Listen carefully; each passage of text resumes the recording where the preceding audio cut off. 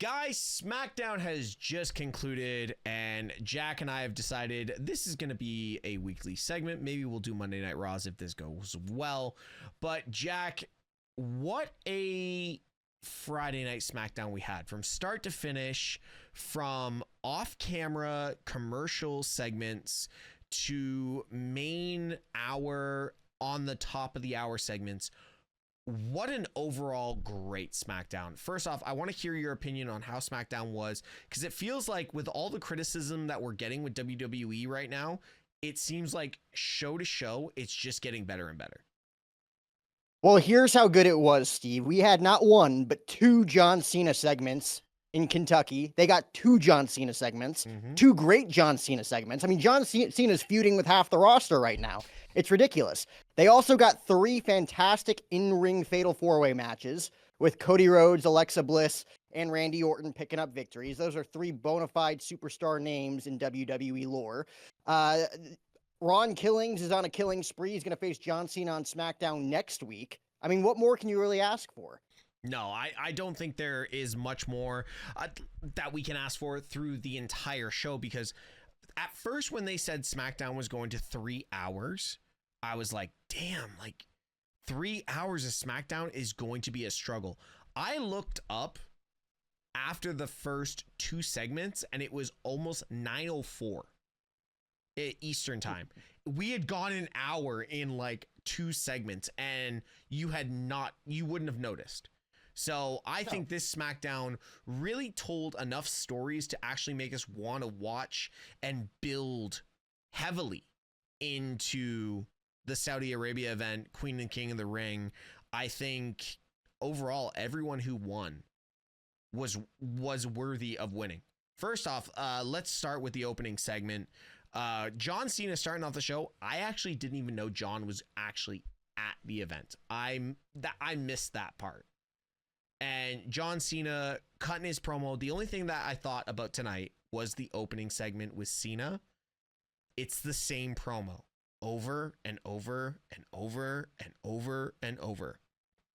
But thank God they did it the way they did, with Cody coming out, then Randy, which was a great pop from Louisville.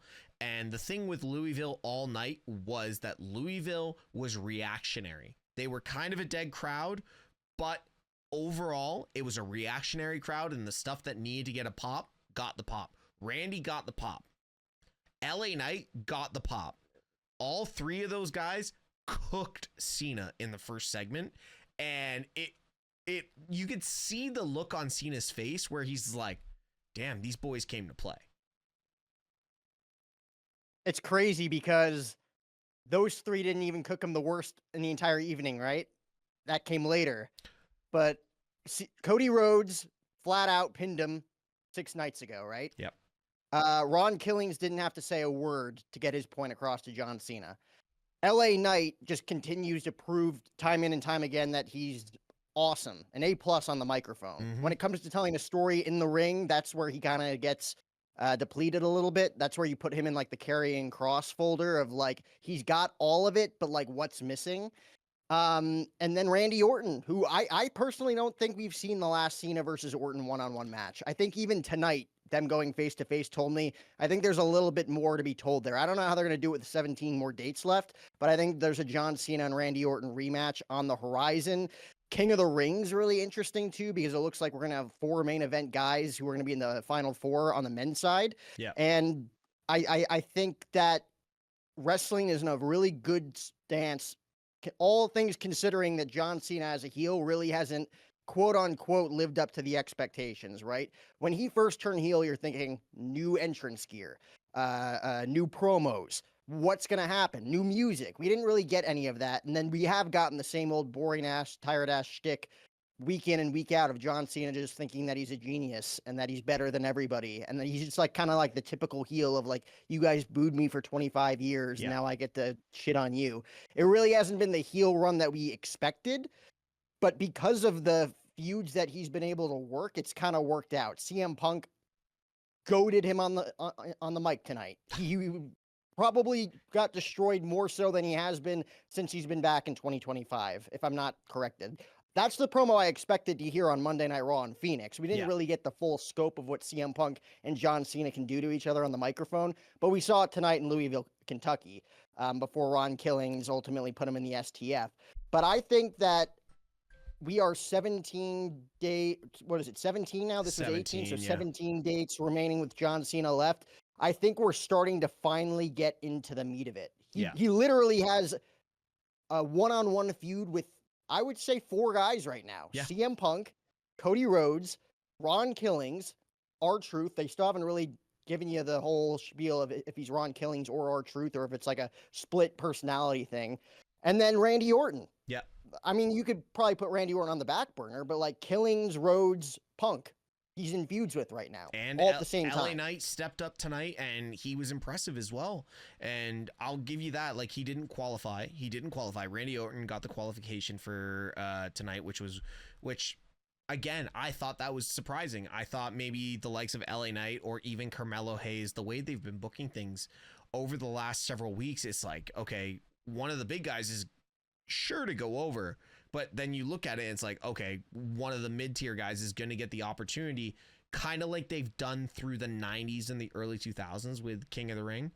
But no, they're like, okay, Randy Orton's going to qualify. I'm happy. Don't get me wrong. Happy days that Randy Orton qualified. So, but what you said there's a feud there with virtually four different guys. And this is kind of what we need when it comes to a tyrant holding the title. This is what we needed when Roman held the title. Roman held the title for 1,316 days. And it was like one guy at a time. And it was long played out. And I'm okay with that. But now you look at what Cena's doing. It's almost like the entire roster is starting to build and understand that title that you're holding over your shoulder right now is significantly important, and everyone should be focused on John Cena. He's building characters, he's bringing back legends, and helping guys that are in the main event currently. There is such a great build right now and a good little stew of everyone involved, and I love it. Well, Paul Heyman has always said it best, Steve. If you're looking to book something and you're looking to build something and, grow something and build to something that's going to be unforgettable and undeniable, you book it backwards. You start from the end and then you go backwards. Okay, we want to get here, but how do we get there? And I think we've seen some things in John Cena's farewell tour that have been booked well in advance. John Cena versus Cody Rhodes with the Cena heel turn. Bam. What a great start to it, right? And you kind of saw the prelude to that at the Royal Rumble. John Cena getting to share the ring one final time with the Finn Balors of the worlds and the AJ Styles of the world and Jey Uso and Logan Paul. But then we got to the meat and potatoes of it with his heel turn, him facing the new face of the company, the white meat baby face, and Cody Rhodes for the WWE title. Then he checks off the biggest bucket list in his final year, wins the 17th World Heavyweight Championship. Then where do you go from there? Oh, we got to get to Cena versus Orton one last time. Who's Orton's best friend in the business, on screen or off camera as well? Cody Rhodes. So you kind of build to that. And then, of course, you got to get to the CM Punk match, and you got to get to maybe another AJ Styles match. And there's going to be some matches I feel like that are on his checklist, because it seems like he also has some sort of creative freedom in his final year, despite I feel like John Cena's too humble to just say, I want this, that, and that. I feel like it's a collaborative process. But we're also seeing some things that weren't really on the agenda, just like how in Roman Reigns' title reign, Sami Zayn wasn't supposed to get over as he was. Sami Zayn becomes the honorarius. All of a sudden, Sami Zayn has a WWE title match in his hometown of Montreal in the craziest crowd environment I think I've ever seen in a WWE environment. And now Sami Zayn's a main event star. R-Truth, I think when Cena turned heel, they were thinking R-Truth is, John Cena's his childhood hero. We're probably going to have a spoof match with him, which they did. But then the whole release thing, whether it was an angle or whether it was a shoot, still really up in the air. Anybody could debate it all day long, but we really don't know shit. That to say if that was a shoot, that turned into Ron Killings. All of a sudden, the fans of at least me and in your eyes, and hopefully the fans that are listening to this right now on the stream, Ron Killings is a main event threat now. Yes. And we were not expecting that as of 4 weeks ago, let alone 4 months ago. So John Cena now has a feud with Ron Killings all of a sudden with a match next week on SmackDown. That's a main event storyline, and it shouldn't have been a month ago. So there's things that pop up that surprise you, and then there's the things that are being booked backwards, as Paul Heyman would say. And I feel like when December rolls around, Steve, we're going to be talking about one of the greatest endings to a career in modern history with the story that they're going to tell, regardless what it is.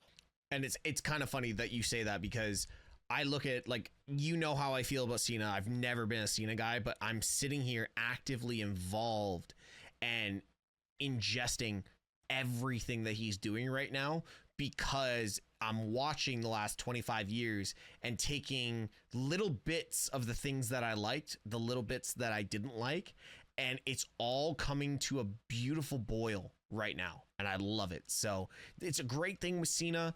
I think they're doing a great job, but it's just wild that there are so many people that you, at the end, at the start of this year, you're like, okay, Cody's going to take the title from Cena at the end of 2025. Now you're like, I have no idea. At this point, you have no idea. It could be The Rock. At the end of this day, it could be The Rock. It could be Travis Scott. We have no idea, but there's so many opportunities right now. So it's great. Let's move into the first qualifier quickly of the women's Queen of the Ring match. I want to put a quick emphasis on Michin in this match. Holy shit.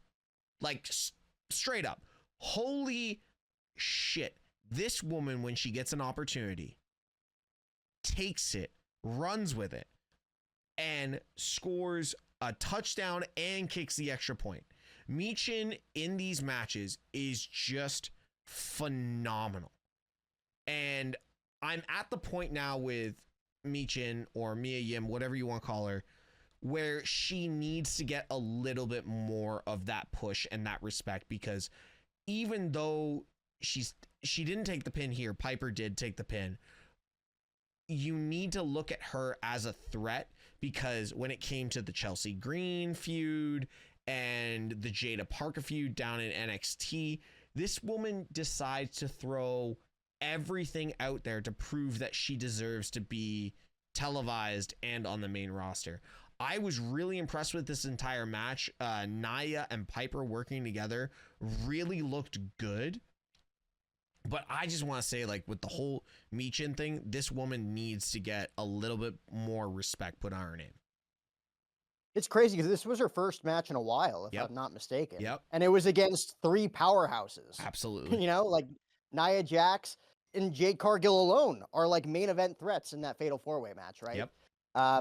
It is crazy. Like, we were talking about the Karrion Crosses and the LA Knights, right? Like, this is a woman that has scratched and clawed her way to great match after great match after great match, and she doesn't really have a direction, which is kind of sad. I remember a few years back when she joined the OC with Yep. AJ Styles and Gallows and Anderson, right? Yep. Like, it was very weird, but at the same time, it made sense. They kind of gelled together, and you even saw from her just like in backstage segments, her getting to talk. Like, she's got it. She's Yeah. got it. But like, what about her is missing? Especially in a women's division that has the likes of the Nia Jaxes of the world and the Jade Cargills. Now Naomi's coming up as Miss Money in the Bank. Alexa Bliss wins a big match tonight. Charlotte Flair's always going to be in the mix. Tiffany Stratton, the champion.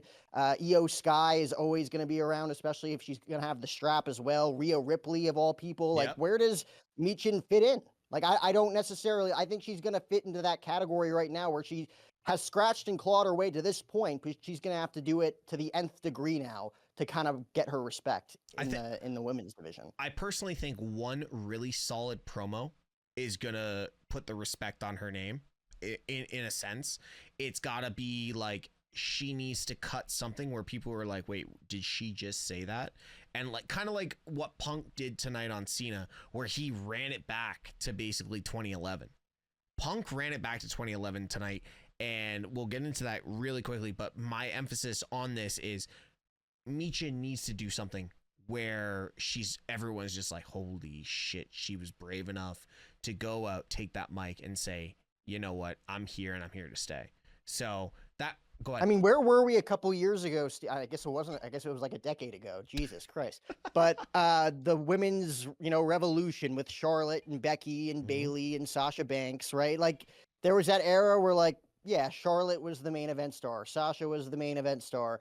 Everybody loved Bailey, everybody loved Becky, but it really wasn't until 2018 when Becky Lynch turned heel Yep. and her breaking her nose in that segment with Ronda Rousey, where you were like, "Holy shit, that's her." Yeah. Everybody's like, "That's him. He's him." That's the Carmelo Hayes gimmick right now, Yeah. right? Like him, she's her. That's when Becky Lynch was chosen by the crowd. Like, you're our female. Yes. She's like the next Trish Stratus, the next Lita. Like, Yeah. this is who we're backing. Absolutely. Not to say that she's gonna have that type of run, but like someone's got to step up. Someone's got to be hungry. Someone's got to have what Vince would say, that ruthless aggression. And I think Michin needs to step up. No, absolutely. Moving into let's just call it the Samoan segment. Now, Jack, Yeah, you were disappointed by that, weren't you? dude, I don't think I've been more disappointed in a Samoan segment than I was in tonight's. Listen, Jacob, great promo. Backstage leading into commercial, Jacob coming out to the ring, his aura that he has, Solo cutting him off. Solo, honestly, I thought cut one of the best promos that he's done in quite some time. JC sitting in the background looking like he's part of Men in Black. Not gonna lie, still accepted that vibe. In my mind, WWE missed, and I mean, you don't swing and a miss. It's like you get ejected before picking up the bat at this point, with Hikuleo debuting on the pre-show and allowing that to go viral. There is so much they could have done there. And I've said over the last like 2 years that Solo is like the Pokemon trainer of Samoans. He could have had Hikuleo attack Jacob after that promo and hold Jacob there by his hair while Solo cut that promo backstage. That could have been a segment, been like, holy, we've got another force from the family. But you debut him, not, was it even main event? I didn't even see the main event apron for this. What are they doing? So yes, I loved the Jacob Solo interaction, but I mean, if you want to swing and a miss, you might as well send someone out there without a bat knowing what baseball is, because debuting Hikuleo on the Dark Show going into SmackDown is the wildest thing I've ever seen. It's crazy because 10 years ago, you can get away with that and nobody would really give a shit, right? Yeah. Like, oh, cool, we get to see him live, but like, this isn't going to go viral that he's here. Dude, we're doing it right now. You know how many streamers there are that are going to pick up on this and talk shit about it online? Like, it spreads like COVID did in 2020. Yeah. You know, everybody's going to pick up on that and be like, well, he debuted. We saw it. Like, I don't care that it wasn't on TV. You ran the angle of Kevin Owens turning heel on Cody Rhodes off camera because you knew people were going to pick it up. Yeah. And it was different. And it was exciting. And it was exciting because we haven't seen anything like that. But now you expect, like, this is like the double-edged sword of that. Yeah. You can't just expect to give someone, you know, their flowers and their due. Like, hey, go out there and have a great show. Nobody's going to see it, though. Everybody's going to see it eventually. Maybe not live, but they're going to see it. Hikuleo, whether he joined forces with Solo, or maybe it would have been like Solo and JC Mateo versus Hikuleo and Jacob Fatu. I don't know how they would have booked that. I think you're right. I think him joining forces with Solo probably would have been the move, almost like Fatu last year when he came in and was just like, I mean, just the werewolf that he is, right? Yeah. He's still the same guy, but like when he debuted, you're like, this guy can't ever lose. They have to protect this guy at all costs.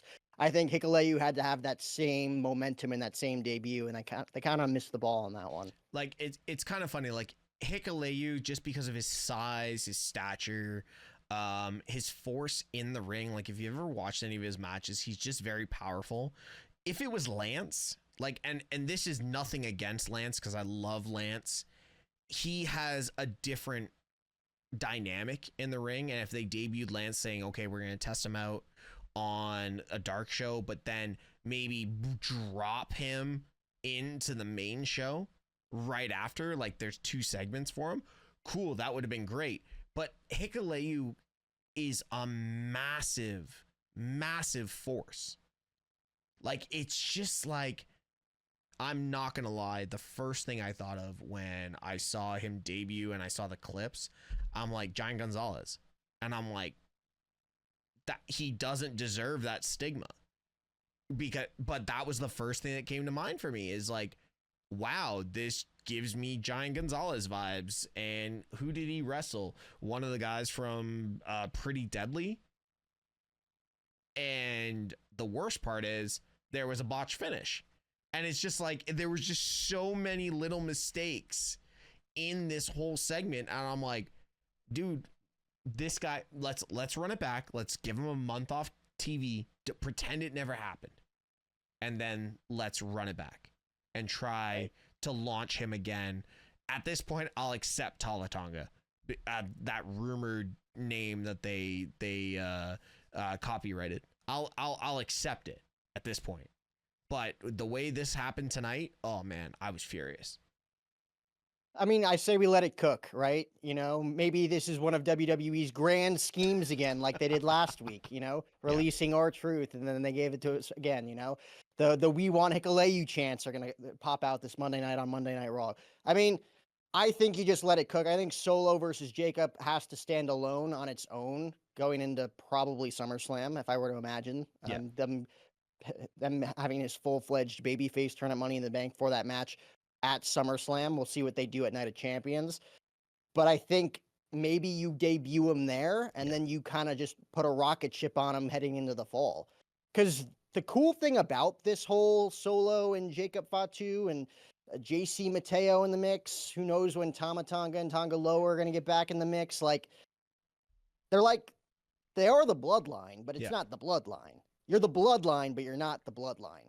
But because you're the bloodline, you have that stigma and that aura to tell a story on main television for WWE. And, you know, with Jacob Fatu's talent on the microphone and in the ring, partnered with Solo Sikoa's out of nowhere comedic personality. Like, where the hell did that come from? Like, the dude went from being Roman Reigns is heavy that didn't say jack fucking shit to being one of the funniest guys on WWE television. Not with just what he says on the mic, but with his mannerisms. And like, he really is Jimmy and Jay's younger brother. Like, now I see it. Before, I'm like, is he adopted? Like, he doesn't really look like them. He doesn't talk like them. But now you see it. Now you see it in his facial expressions. He's a Fatu, man. And now the Fatus are coming out to play. So that's fun. But I think ultimately you let them cook with this. No, fair enough. All right, let's move into just a quick backstage segment. We saw Nick Aldis backstage with Piper and Alba. And this might have been one of my favorite sequences of the night. And it was Piper with Chelsea Green on the phone. And yes, okay, Nick Aldis saying that, okay, I'm going to give Alba the chance tonight and allow her to take your spot. I thought that was great, but I'm going to say it was a mistake. I think it was a mistake by Zelina, and I think Chelsea carried it. But Zelina comes in, snatches the phone, pretends to hang up on Chelsea, and puts the phone down. And there's a sequence between Nick and Zelina. But all you can hear through this entire thing is Chelsea bitching and complaining in the background on the phone. And you can just see the screen moving slightly. I'm watching this and I'm like, you have just put Chelsea so much further over than she already is. Like, it was a mistake. There's no way Zelina did that on purpose, because you saw her try and close the conversation. But Chelsea just got put into another stratosphere of over because of maybe a slip of the finger. And this is what I love about pro wrestling, because good things happen with mistakes. And that segment with Nick and Chelsea and Piper and Alba was great. But the flow of how important the Zelina moment was supposed to be, with just Chelsea like in the background, all I could hear was just Chelsea talking. I don't even remember what happened in the segment between Nick and Zelina. I just heard Chelsea bitching in the back, and it was great. Chelsea Green is a national treasure. I'm good with it. I'm going to follow my sword on this. This woman deserves, I think, a women's title in the next 5 months. Oh, I agree. I think you will see her as a world champion by the end of December. Yeah. No doubt. And regardless of how this plays out, I mean, they could play this out of her just being like the whiny biatch that she is on TV as a heel right now. It's like she's just talking on the phone, but like you learn more by listening than you do talking, right? And it's like you could just play that off as if like she's just yapping and she doesn't even realize that nobody's listening to her on the phone. But also, we've seen it time and time again. When they make mistakes like that, people use their voices. So who's to say whether or not Chelsea Green will receive a mega push now that they took the United States Championship off of her? They've kind of made her look kind of weak in this rivalry with Zelina Vega, especially with the broken nose thing. But I think Chelsea Green has bigger things on the horizon. And I'll say this, Steve. I think she's going to win a world championship by the end of this year as a babyface. That is a wild take. I never thought of that, but that is a wild take. And remember take. this. Remember this clip on June, what is it, the 13th? June 13th, 2025, when Jack O'Hara told Steve Teshk and his millions of streamers online that Chelsea Green was going to turn babyface by the end of the year and be a world champion. No, we'll run this back. Fair, we'll run it back. Well, it's recorded and it's saved, so we'll be able to figure it out. All right, moving into, there was a lot of segments tonight with R-Truth. Yeah. And for one of my favorite segments of tonight was John Cena and Jimmy. And yes, we've skipped a couple of things, but the John Cena Jimmy segment really gave what R-Truth has done and what Ron Killings has done a lot of fuel, a lot of flame. Because yes, we had, before Truth got released, Truth was working with Jimmy and helping him in this whole situation. Now we've got Jimmy being like, oh, I gotta help Ron Killings, but I haven't really talked to him. He's not really talked to two different people. And Cena's just like, well, I'll be out in the ring. You know? And personally, we basically thrown the draft out of the window, and out the window, because you and I talked about this literally earlier this week. The draft makes no sense at this point, because CM Punk decides to like show up and physically, mentally, and verbally violate John Cena. And I mean, we went back to the only thing that needed to happen in that entire promo was at one point CM Punk mentioned Vince McMahon. That was the only thing missing out of the whole thing, was the violation of John Cena, mention Vince once, or hint to Vince McMahon. But this, I think it was better because he didn't mention Vince. Oh, okay. Go ahead. Because that's the easy plug right there. Yeah. That's the easy meat right in front of you. Talk about Vince. Talk about the guy that's not here anymore. Cody did it. Cody did it because the fans didn't pick John, right? The one guy in an office picked John that we don't talk about anymore. Yeah. Punk could have easily went to Vince, but he didn't have to. And I think that's what made it better. Okay. The fact that he didn't mention Vince, but he mentioned Terry Funk, and he mentioned Bret Hart, and he mentioned Eddie Guerrero. Who's the fourth one that I'm missing? Terry Funk, Eddie, Bret Hart. No. Terry, Bret, Eddie. Who are we missing? I totally forget who he mentioned on top of that. Did he? I remember he mentioned Eddie and Bret third and fourth, and he mentioned Terry first, but the second one I'm totally blanking on. But he mentioned four names that probably haven't been heard on WWE television. Well, I mean, Bret Hart maybe, but like Eddie Guerrero's name has not been mentioned in a Not long for a time, while. unless your name is Dominic Mysterio. Fair. Terry Funk's name definitely hasn't been mentioned since he died alongside Bray Wyatt, unfortunately, that same week back in 2023. Harley Race. Harley Race, yes, of course. Talk about a name that should be considered on the Mount Rushmore of professional wrestling that nobody talks about. That's the wrestling fans' Mount Rushmore. Like that, I'm not shocked to hear CM Punk say that Harley Race deserves to be on Mount Rushmore, that Eddie Guerrero deserves to be on Mount Rushmore, that Terry Funk, Bret Hart, Stone Cold's probably in there for Phil Brooks as well. Yep. Like that's the wrestling fans. That's the Batman Mount Rushmore versus like the John Cena, Roman Reigns, Hulk Hogan, The Rock. That's the Superman Mount Rushmore. Yeah. Like this is like the down in the sewer like wrestling fan wrestling Mount Rushmore. So I thought that was pretty cool that he mentioned those 4 names. No, but yeah, I didn't think he had to mention Vince McMahon. Personally, he didn't have to mention Triple H. And who knows? We still have 3 weeks till this match. There's going to be a lot of promos that are left to be cut between these two. Yeah, I don't think we're going to see less of these two.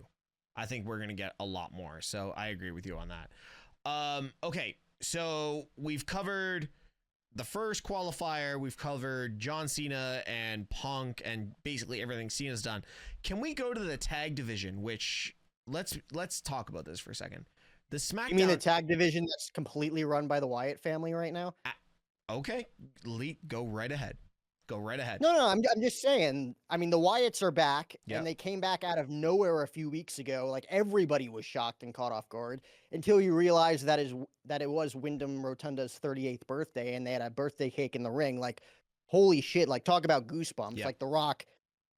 Yep. Doing his whole shtick. Like that's when you really have goosebump moments. I saw on your stream tonight too. You had goosebump moments as well. I think it was when Punk music hit, right? Oh, like I was surprised. Well, the reason I hit the goosebumps actually hit is because somebody in the chat, and I'm not going to go too deep into this, said, "Oh, where are your fake goosebumps?" Listen, like I love pro wrestling, man. Like I genuinely like at most segments there's some form of goosebumps, but some hit harder. And when that happened, I was like, "Holy shit!" Like I'm at a point where, you know, you got to tap the wrist a little bit, you know, and it's not taking away from The Rock. Like when Punk returned in Chicago, I had him everywhere and it's genuine. So like, you know, next to, you know, pro soccer, like WWE is my thing. So yes, the goosebumps were there, and tonight they were there because it's something about the Wyatt Six being involved in first showing love to Bray Wyatt, and secondly, finally having a creative direction, which we have not seen.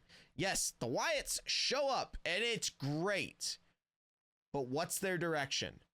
Now we have a direction. We have Dexter and Gacy in the tag division. Awesome.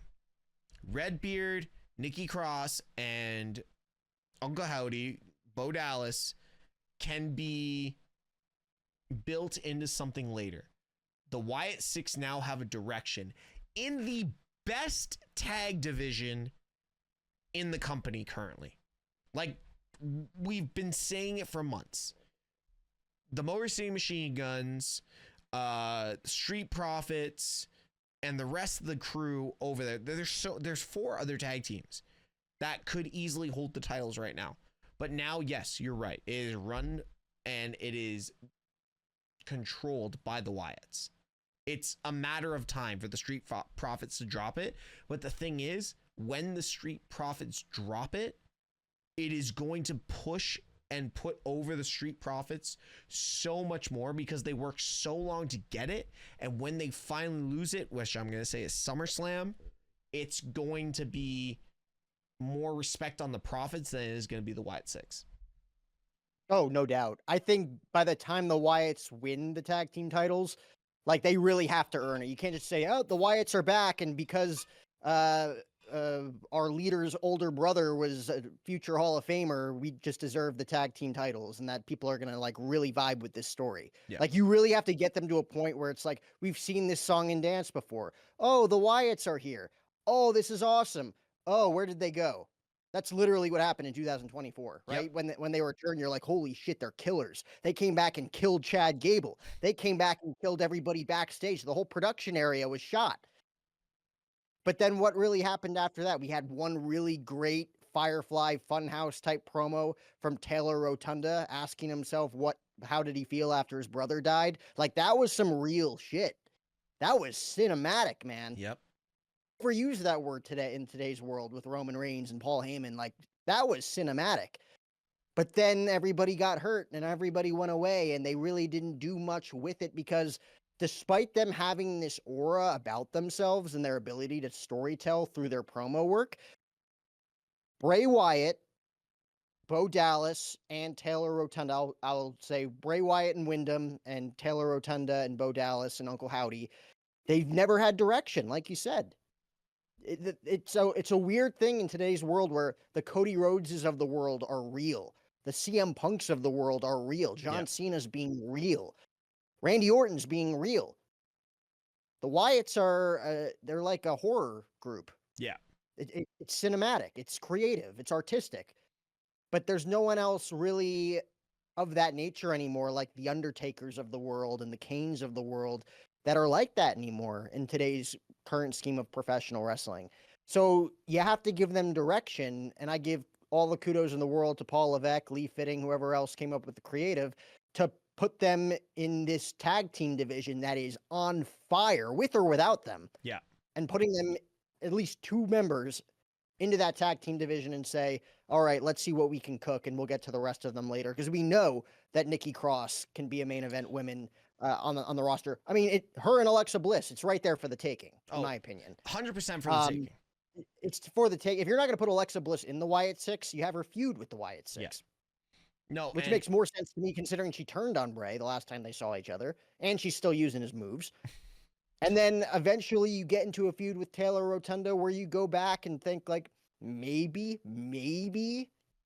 if it makes sense in the final 17 dates for John Cena to throw it back with Uncle Howdy for whatever reason, the Fiend. Yep. Never forgot, and he went back to old rivalries. Maybe they tell a story. There was this fable and this conspiracy online. I don't know if you saw this about the whole Firefly Funhouse turning John Cena heel and how the real John Cena is trapped in the Firefly Funhouse and he's watching himself be a heel. How cool would that be if they told that? I mean, I don't think they can tell that right. I don't think me and you could tell that story to its fullest extent on a piece of paper if we had a pen. But like, that would be cool if they got it right. Well, one of my favorite things about this is we have Joe Gacy, who is very similar to size of Bray Wyatt. And if you wanted to tell that story, you could dress him in 2 different characters and have him as the Fiend and play that Firefly Funhouse Fiend character without saying anything, because obviously Taylor can do Bray's voice very well. So with production wise, like we had the cinematics during the COVID era, there's something there that we can do. But and that would honestly preserve the pristine character of John Cena while also getting to see him turn heel. Absolutely. If you told it right. Yeah, exactly. But I don't know if you can. No, and the thing was, like, my favorite part tonight with the Wyatts was like the celebration. My only thing is with the Wyatts is I struggle because they are on SmackDown and the Raw division needs something special. Because it's like the New Day versus the Viking Raiders. Or American Alpha.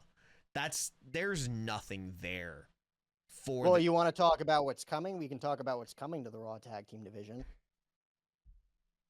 Go ahead. Jimmy and Jay. No, it's not happening. I know you don't want it to happen. I think it's gonna happen. It just got ruined with putting Jay in the King of the Ring. Well, I don't think it's going to happen next week, but I think it's going to happen. Oh, probably by I think SummerSlam. It's crazy because in the King of the Ring, I think we're going to get Cody Rhodes and Jey Uso one-on-one, and we're going to get Randy Orton and Sami Zayn one-on-one. Yep. And then I think Cody beats Jay. Cody beats Jay. That's probably going to be just like a 5-star clinic. I don't see them having any sort of interference. Okay. I mean, why would Seth Rollins need to interfere on a world champion-less Jey Uso now, right? Yep. And then Randy versus Zayn's just going to be, I think that's a scenario where you have Sammy beat Orton clean. So you have Cody versus Sammy.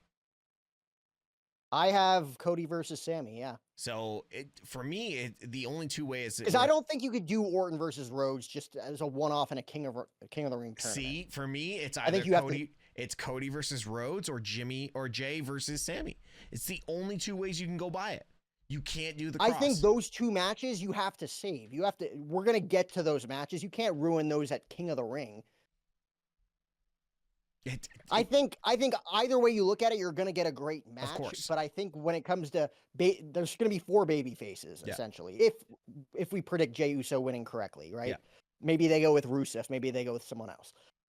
But like you're gonna have 4 baby faces. I don't like the idea of Randy Orton and Cody Rhodes' first ever match with Cody coming back to the WWE, them just being friendly brothers and shaking hands and having a #1 contenders match. Yeah. I'd rather it be like Orton turns on Rhodes or vice versa, and they have that blood feud that they deserve once that payoff finally comes.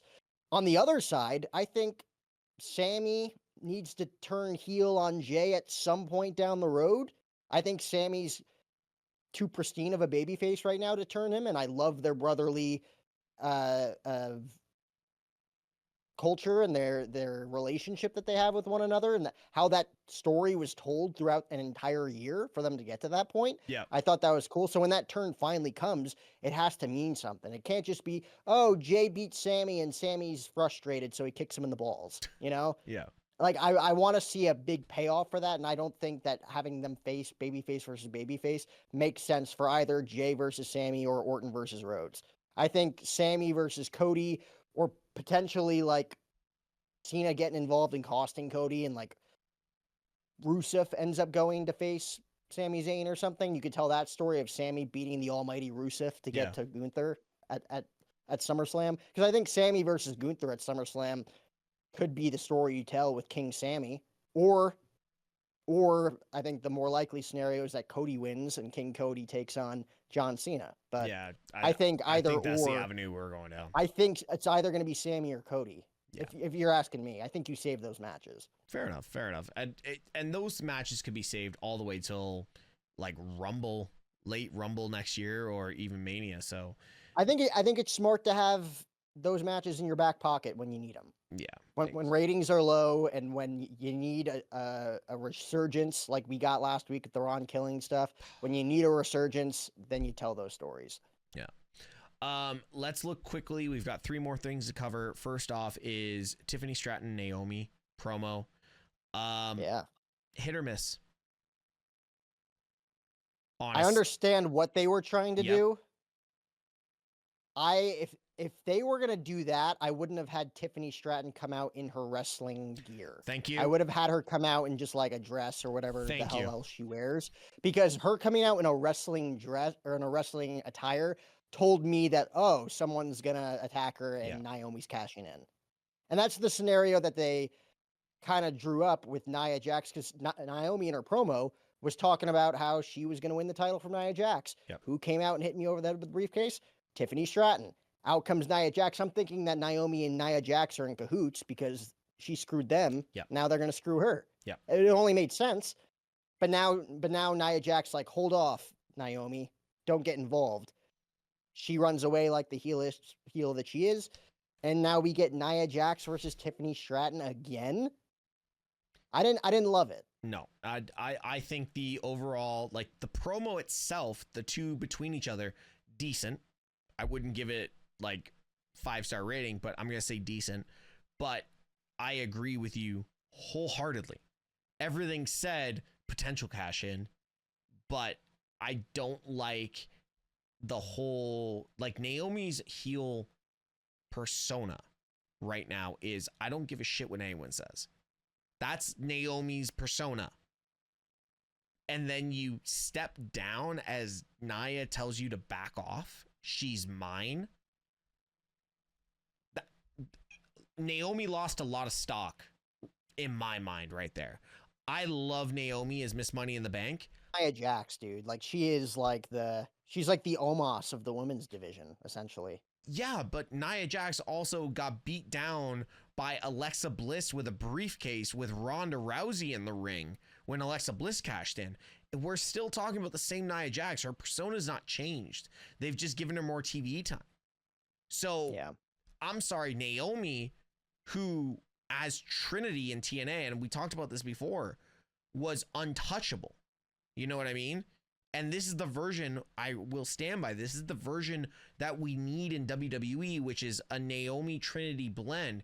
I'm not listening to someone, I don't care what your size is, what your demeanor is, but I just feel that in the entire sequence and part of the show, there was a little bit of stock lost in Naomi. I still want her to cash in and be successful. I still want her to, in a way, I want her to take it from Tiffany. If it's from Nia, I'm happy about it. But I just feel there was a little bit of stock lost in this segment. Yeah, I also think that Naomi holding on to the briefcase for a while could make sense, because what if somewhere down the line Bianca's in the title picture or Jade gets back into the title picture? You know, like there's probably longer term stories that Paul Levesque is trying to tell. Yeah. And for now, for these Night of Champion-esque pay-per-views, you know, we throw them into the same folder as the Over the Limits and the Extreme Rules and the Capital Punishments of the world. Like, they really are filler PLEs until you get to the big pay-per-views. Yes. I guess you throw that match back with Tiffany and Nia because you don't really have anything else. I mean, I don't know what other direction that they would go in, other than to give us something that we've seen before, just another way around. And then somewhere down the line, you build Naomi up in other feuds in the meantime. I just didn't like the way that it was presented tonight. I think they could have done a better job at making it seem like she wasn't going to cash in, when I thought, like, okay, Nia's attacking. There's no better time to cash in. And all you got was, you're right, like Nia Jax being like, hold on, sister, head to the back of the line. And then she just left. Yeah. She ran away like a cockapoo would run away from a big black bear in the backyard in the woods. Yeah. That's what happened tonight. Though it was better than this promo, and this whole segment was way better than Tiffany Stratton's first pitch at the Mets game. I will say that. So bad. Second to 50 Cent's first pitch at Citi Field 10 years ago, but it was pretty damn close. It's like she was trying to be like 50 Cent. Yeah, it looked like it looked like she was doing it on purpose, but I agree with you.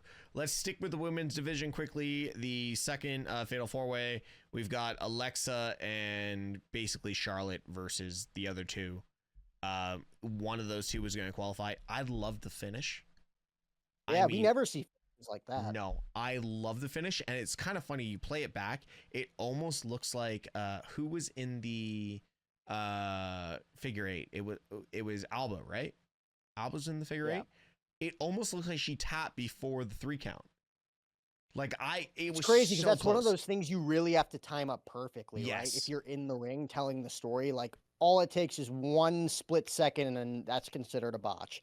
You know, that's a tough finish to pull off, and they did it because they wanted Alexa to win, and we talked about it. Alexa needs a direction, man. Like she needs some momentum, and she got some tonight. But you don't want to make Charlotte Flair look too flimsy. You know, like you don't want her to keep losing stock by losing all the time. This was a scenario in which she didn't necessarily lose. It was just came down to timing. Yeah, exactly. So I like the way they told it. I really like it, and that's all we really need to say about this. Is it was very well told. There is a feud building between Alexa and Charlotte. Like we've talked about this before, like we said, we just didn't see a direction. Now we see a direction.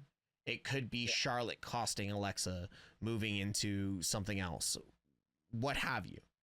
But we have a direction now with Charlotte and Alexa Bliss, and I love it.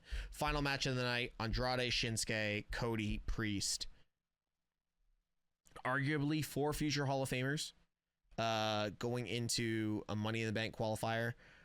I don't think many of us saw anyone but Cody coming out of this as the qualifier, which is the only disappointing part. But unless like there was a screwy finish, but like Cena's caught up with Ron Killings, and who else was going to screw him? Yeah. Right. I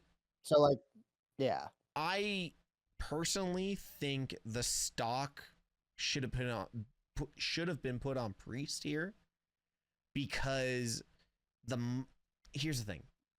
Queen and King of the Ring, for me, I look back at the 90s. I look at the Stone Colds. I look at the Bret Harts.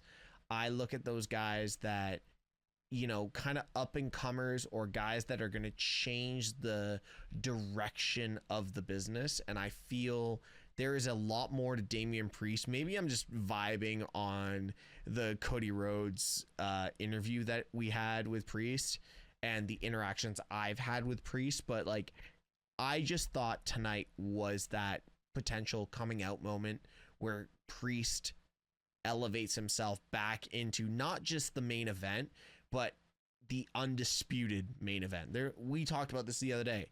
There's the world title and this WWE title. This was one of those ones where I could see Priest moving himself to that undisputed title. And the match said Priest is valuable. There's stock in Priest. But obviously Cody came out on top. It's a cool position for Cody. It's a cool position for Priest. Nakamura, where are we going with Nakamura right now? I mean, you put the U.S. title on him last year, and I think at that point, it's the superstar's duty to take advantage of the opportunity that's been given to him. Yeah. And he's just never really gotten over with the main crowd. In NXT and in New Japan, the dude is a first ballot Hall of Famer. 100%. When it comes to being a main roster guy in the WWE, he really hasn't lived up to the expectation. Yeah. So overall, like Cody, Priest, everyone performed very well in this match, but obviously Cody was always going to come out on top. And we got to talk about it. The first ever Slim Jim table smash. Cody Rhodes got it. No, that's not the first ever. What? When did it happen? Last week. With the Slim Jim table? Yeah, last week. It was the first time they made reference to it tonight. But it was the first time that Cody Rhodes went through the Slim Jim it was table.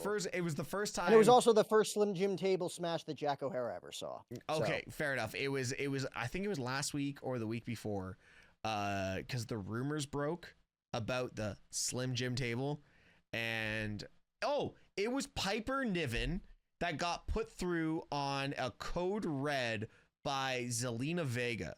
That was the first Slim Jim table spot. So, but tonight was the first reference to it. How they said snap into a table or whatever. I can't remember what they said on it.